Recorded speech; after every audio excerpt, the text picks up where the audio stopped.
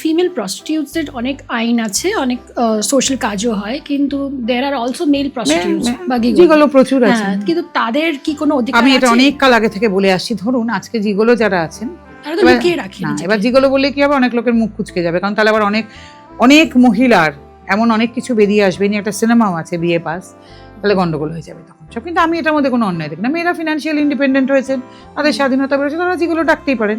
আজকে পুরুষরা যদি প্রস্টিটিউটের কাছে যেতে পারেন, তাহলে মহিলাদের জিগোলো নিয়ে কি সমস্যা? কোনো সমস্যা হওয়ার কথা না। কিন্তু আমার কথা এই জিগোলোদের স্বাস্থ্য নিয়েও তাহলে ভাবতে হবে। কারণ তাদের যদি আজকে একটা রোগ হয়, সেটা কিন্তু সেই মহিলাটির মধ্যে চালিয়ে যাচ্ছে। আবার সেই মহিলা যদি কোনো কারণে বিবাহিত হন, হাজব্যান্ডের কাছে থাকেন, তার মধ্যে তাহলে এই রোগ চালিয়ে যাচ্ছে। তাহলে নানান রকম ব্যাপার। তাহলে তাদের স্বাস্থ্য নিয়ে ভাবা উচিত।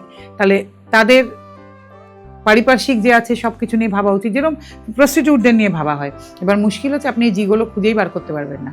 আপনি জানেন না আপনার পাশের বাড়ির ছেলেটিও জিগোলো হতে পারে, তার হয়তো চাকরি নেই, কিন্তু তার সুন্দর একটি চেহারা আছে, একটি বাইক আছে, সব আছে, সে এটা করেই হয়তো সংসার চালাচ্ছে, কেউ জানেই না 10টা 5টা।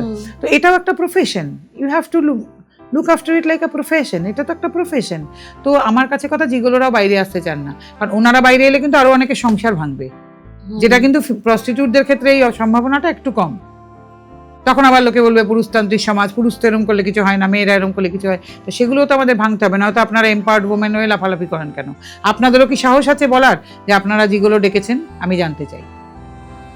মহিলারা আপনারা যারা জিগোলো ডাকেন বা জিগোলোর সঙ্গ লাভ করেন, আপনাদের সাহস আছে বলার আপনারা জিগোলো ডাকেন?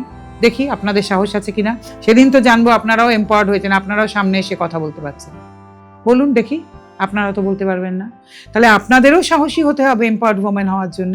শুধু পুরুষ মানুষের ঘাড়ে দোষ চাপিয়ে দিলে তো চলবে না। আপনাদেরও তো সে সাহস নেই বলার মতো।